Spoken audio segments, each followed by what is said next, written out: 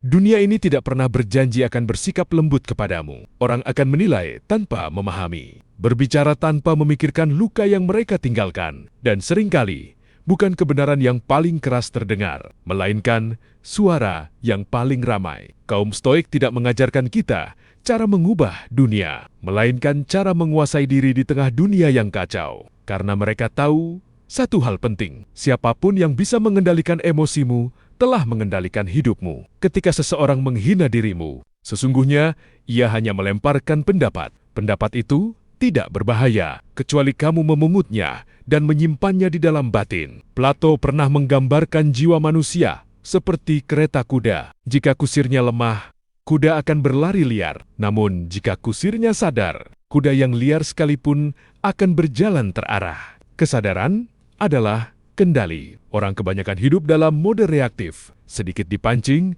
langsung tersulut. Sedikit diragukan, langsung gelisah. Sedikit tidak dihargai, langsung marah. Namun Stoik memilih jalan yang berbeda. Mereka berhenti sejenak sebelum merespons. Mereka bertanya pada diri sendiri, apakah ini benar-benar layak mengusik kedamaianku? Dan seringkali jawabannya adalah tidak. Diam bukan berarti kalah.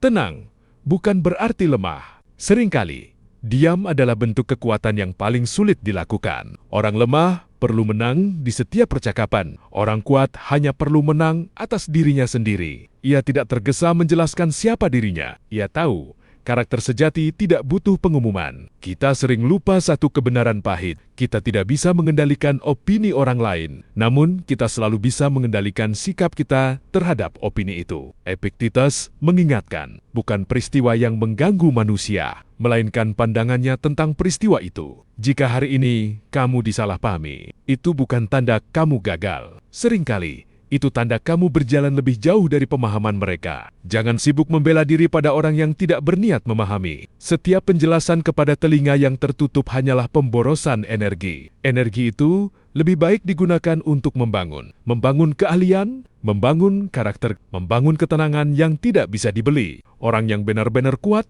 tidak hidup dari validasi. Ia tidak menunggu tepuk tangan untuk bergerak. Ia tidak berhenti hanya karena diremehkan. Ia bekerja dalam senyap, bergerak tanpa pengumuman, dan bertumbuh tanpa sorotan. Karena Stoik tahu, suara paling keras dalam hidup adalah hasil. Akan tiba masanya, kamu menyadari sesuatu. Orang-orang yang paling sering merendahkanmu adalah mereka yang diam-diam terganggu oleh potensimu. Mereka tidak marah karena kamu salah.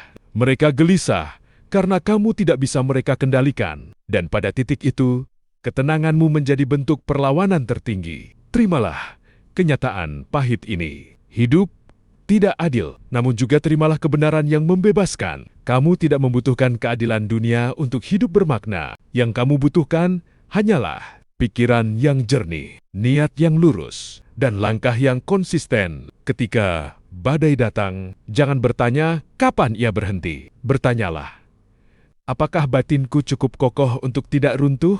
Karena orang Stoik tidak berdoa agar hidup lebih mudah. Mereka melatih diri agar jiwanya lebih kuat. Dan ingat ini, baik-baik jika hari ini kamu merasa tak terlihat, itu bukan kutukan. Itu kesempatan untuk bertumbuh tanpa gangguan ego. Teruslah berjalan tanpa gaduh, tanpa dendam, tanpa perlu membuktikan apapun. Suatu hari, dunia akan melihatmu dan kamu tidak lagi membutuhkannya.